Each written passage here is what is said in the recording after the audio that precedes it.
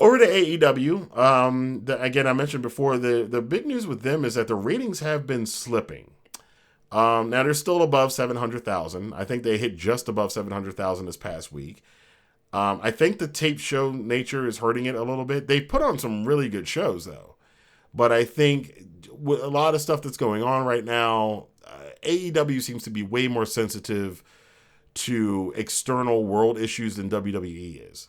And a lot of it is because WWE has a WWE universe that is full of a bunch of people that don't know anything, watch anything, or care about anything else in the world except what's going on in WWE.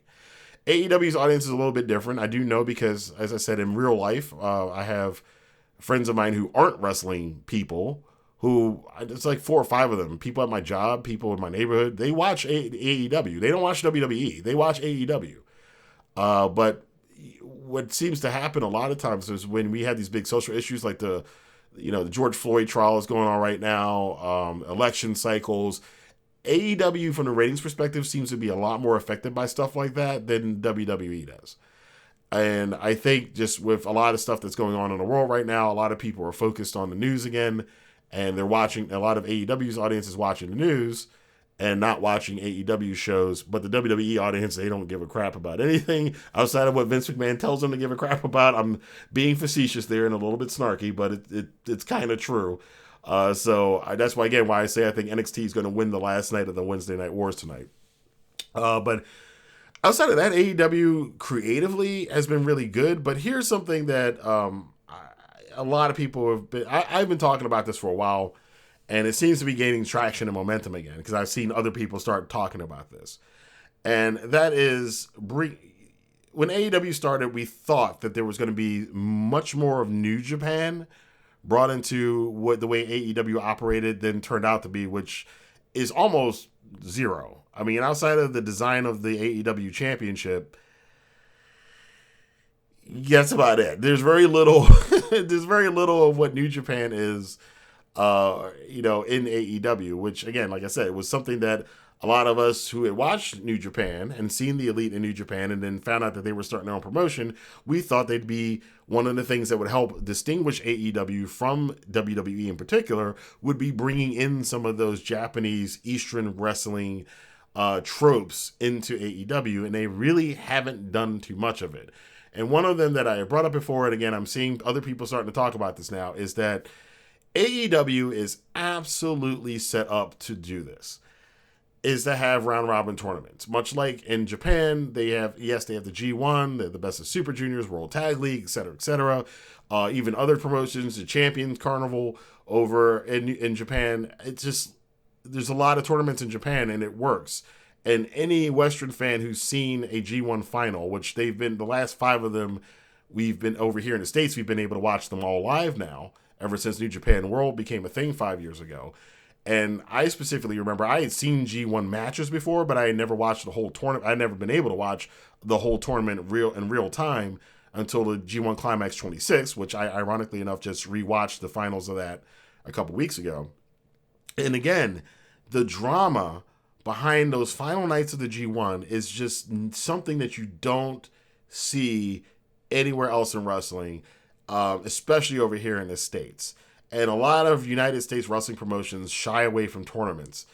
And I think a lot of that has to do with the fact that they've never done them right.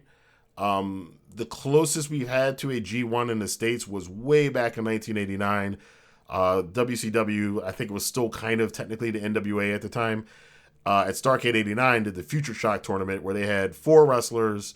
It was Sting, Ric Flair, the Great Muta, and Lex Luger in a round robin tournament for one night. That one night at Starrcade, and then I think it was the Steiners, Doom, the Road Warriors, and the Samoan SWAT team in the tag team version of that round robin tournament. And both of those happened at one event on one night. That's not the way you do it. The drama's just not there. They didn't even book it the right way for there to be any drama in it. So, but obviously those of us who watch the G1 know how exciting the G1 can be. And AEW, given the fact that 3 out of the 4 VPs of AEW have wrestled in those types of tournaments in Japan, so they're familiar with how it's booked. One of them, of course, I arguably will say Kenny Omega. The first thing that made Kenny Omega an international star was not just the Wrestle Kingdom 11, which I think was the biggest one that made him a star, but him winning the G1 in 2016 definitely got a lot of people paying attention to him. So he's familiar with how that was booked, and that was one of the most beautifully booked final 3 nights of a G1 in recent history at 26.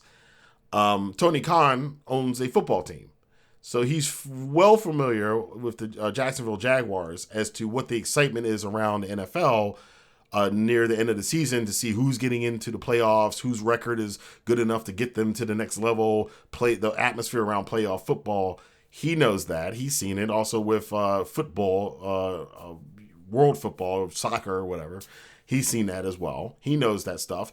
Tony Khan's a big stats guy. You know he knows about the G1, obviously. I think they've got 4 championships, 4 pay-per-views. They have 4 divisions. So you easily could do. I think it's so set up, and they've got 3 weekly shows. I think it's so easily set up for them. And to take that top 5 or top 10 list that they have that they don't really do anything with, and just leading into every pay-per-view, like say, leading into Revolution, we're going to do the TNT round robin tournament. For 9 weeks, the top 10 wrestlers in the top 10 will be in this tournament leading up for 9 weeks up until the pay-per-view, and the winner goes on the pay-per-view to face the TNT champion. You could even probably call it, I'm sure if they did it, they'd probably call it the Brody Lee Memorial Tournament or whatever, and because he was one of the first TNT champions. And you could do something like that. And then the next season leading into Double or Nothing, you could do, let's say you do the women's tournament, and then leading into All Out, you could do the World Heavyweight Championship tournament, and leading into Full Gear, you do the tag teams. And it's entirely set up. I mean, they're set up so perfectly to do something like that.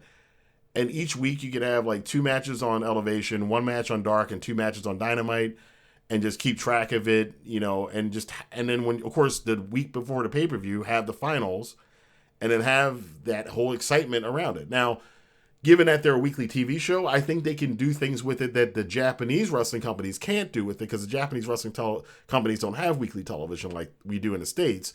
And I think having a weekly TV format can let them do their own version of a round-robin tournament without it being just a copy of the G1. And there's just so many benefits to it. And again, all of us who watch G1s and Best of the Super Junior tournaments know the excitement and how you can create feuds and end feuds and start new feuds during the course of the tournament and stuff. I think it's almost a no-brainer idea. If I was running AEW, I totally would do something like that. But I do wonder if, the Bucks and Omega and Cody, who seem to really try to distance themselves from their New Japan days outside of referencing it as that's when they were good. But funny enough, I remember them, especially Omega, bitching a lot about being in a G1. So maybe that's why they're not doing them. But it's a question that I think would be great to ask Tony Khan. I think if people went and said to Tony, so I'm dying for somebody to tweet this to Tony Khan and just say, hey, have you ever thought about, you guys got 4 divisions, 4 championships, 4 pay-per-views. A lot of your guys came from New Japan. They do a lot of tournaments over there. You run a football team. You know about, tournament playoff excitement. Why don't you guys do every season leading up to each of your 4 pay-per-views, one of your divisions having a round-robin tournament where the person who at the last night, with all the drama about who could win the tournament, going on to face, the one of the 4 different champions at the pay-per-views. Seems like a no-brainer to me. And you can also, it's so little part of the show too, that you could do all the rest of your other stuff, but this is just another add-on, and it's something that no other American wrestling company has done. Because keep in mind, everybody who watches AEW did not watch New Japan, and everybody who watches New Japan does not watch AEW.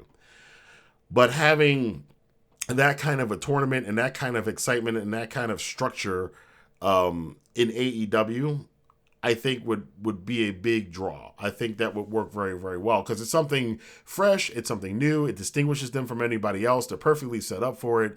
A lot of American fans have not seen a G1 climax, especially the finals. So I think it's a great idea.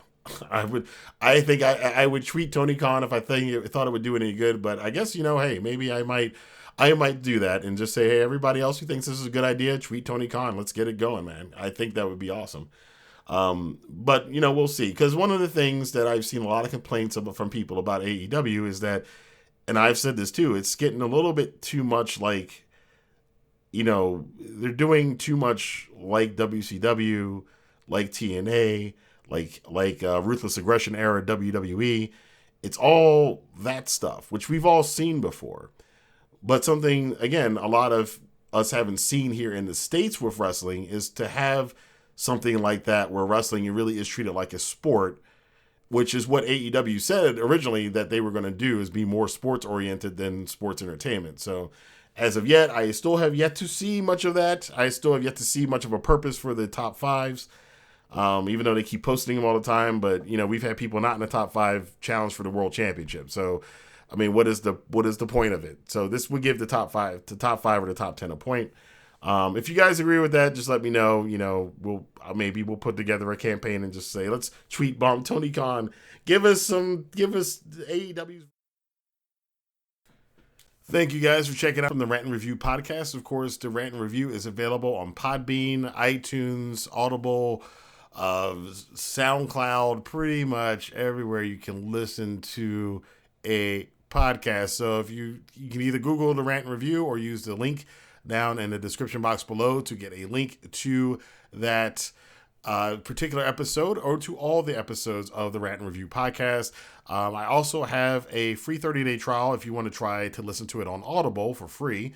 You can get an Audible free trial using the link for Audible down in the description box below. We're talking about a lot more topics this week, including Chris Jericho and his appearance coming up on the Stone Cold podcast, more stuff about WrestleMania, NXT TakeOver, The Walking Dead, upcoming video game walkthroughs, upcoming news on the channel, and all kinds of stuff. So you definitely want to check out this week's episode of the Rantin Review podcast. Thank you guys for listening to this, and I will see you later. Have a good day.